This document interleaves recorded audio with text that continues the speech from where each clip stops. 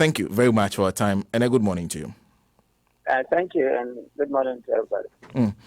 Well, so yesterday we saw how the two major political parties, how keen they were about the balloting that happened yesterday.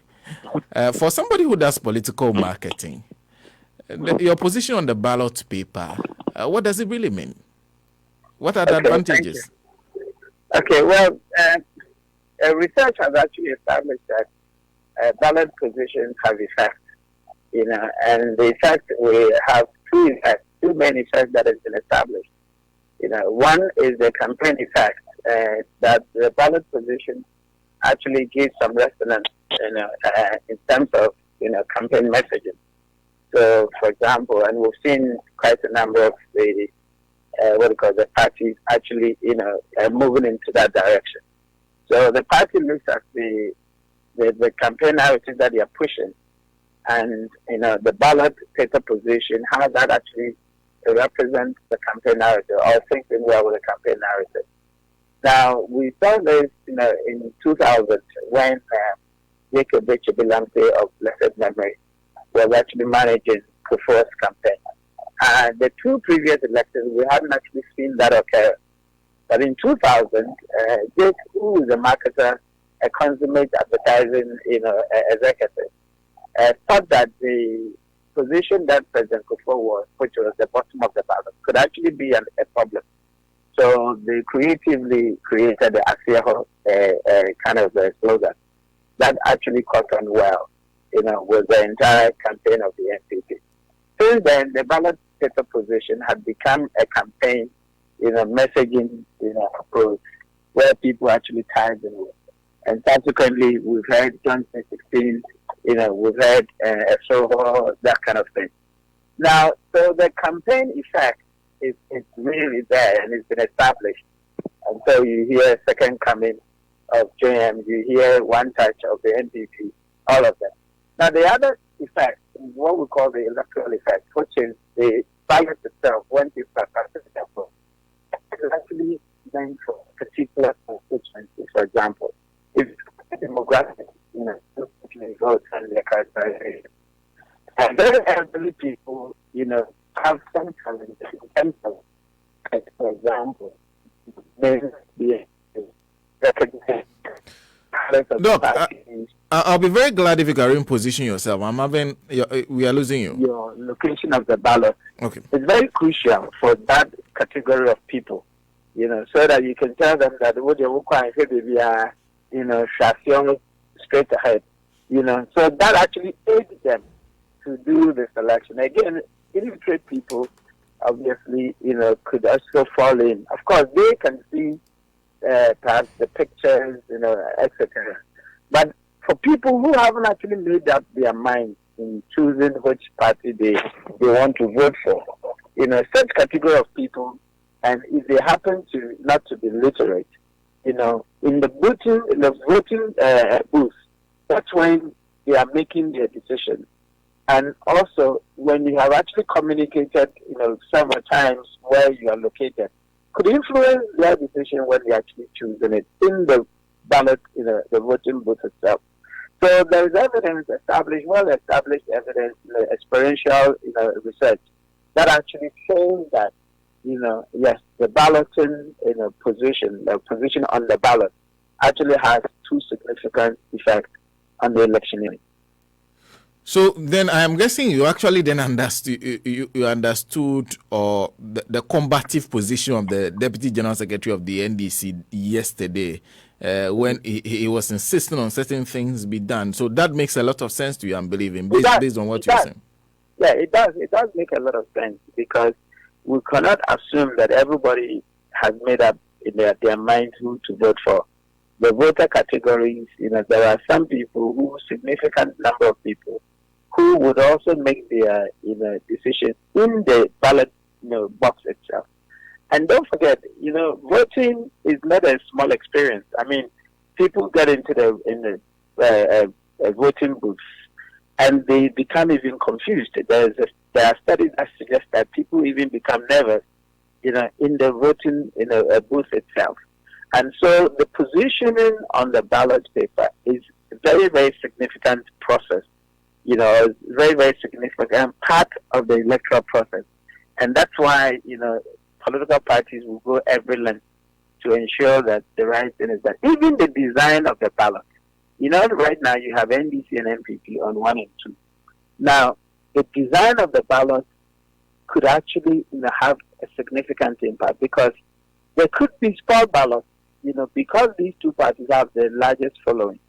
If they tend to have quite a number of elderly people voting for them, who probably have challenge in terms of, movement, all right, finger movement, there could be a lot of small ballots amongst this category of voters. If the ballot is not well designed, is not well spaced out, and there's not plenty white spaces, you get it.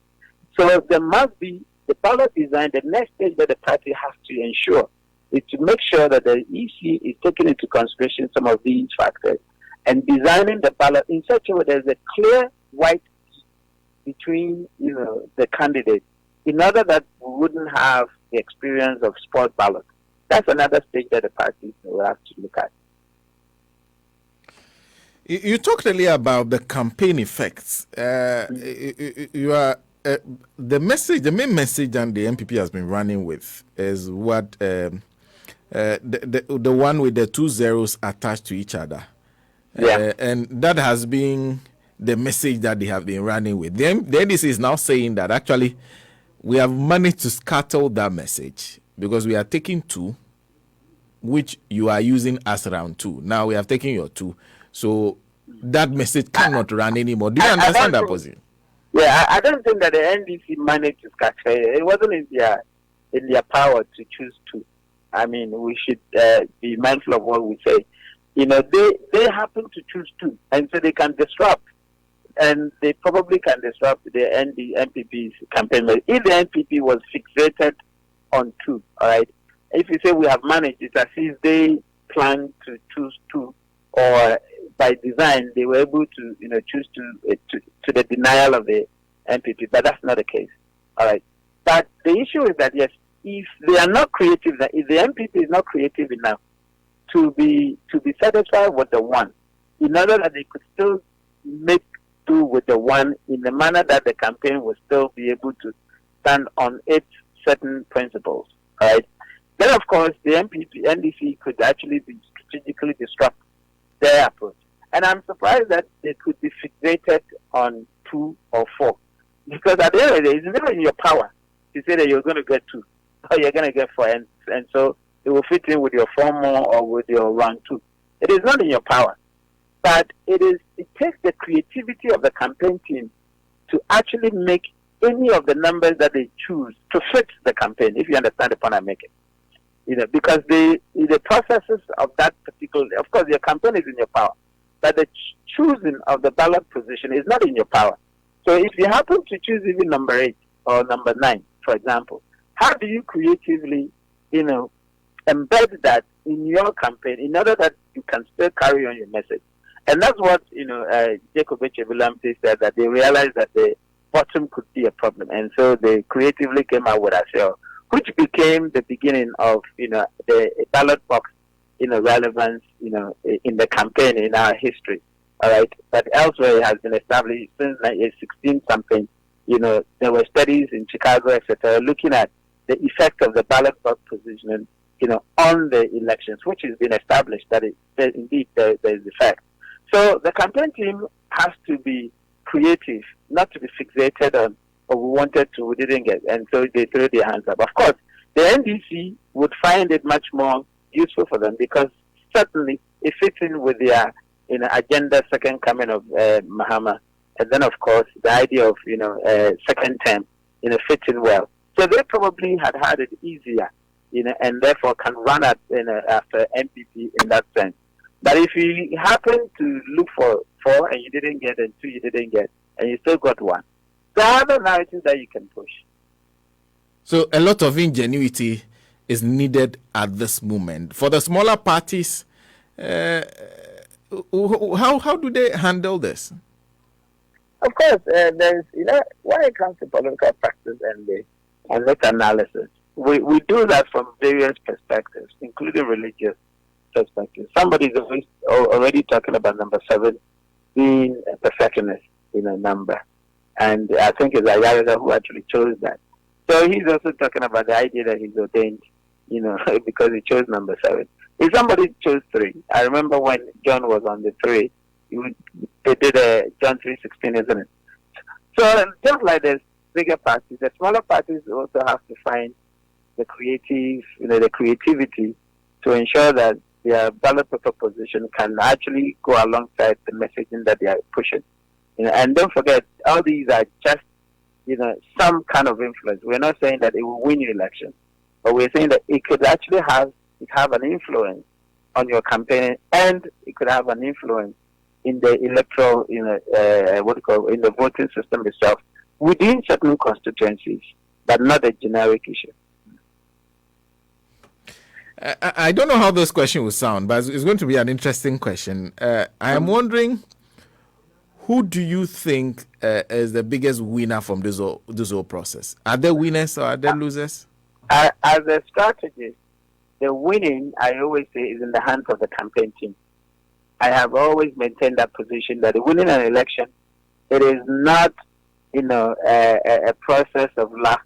Of course, some people would say that luck is in, this is in, yeah. But for me as a strategist, the campaign team has an absolute control over its campaign.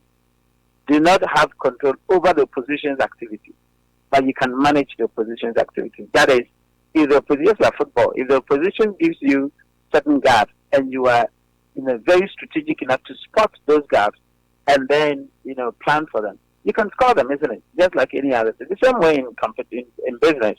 If your opposing company leaves certain segments untouched or certain segments, you can strategize to actually go into their territory and make gains. So for me, I had always maintained that winning an election is in the hands of the campaign team. How strategic is the campaign team to craft a very compelling, the proposition, to craft a very compelling, campaign messages, to make sure that they can actually go after the opposing team, in order that the opposing team can run away. It is in the hands of the competition, of the campaign team. So I couldn't say that, by choosing 2, you are in pole position, by choosing 1, you are in pole position. No. How do you make do with the 1 you chose? How do you make do with the 2 you chose? Is in your hands.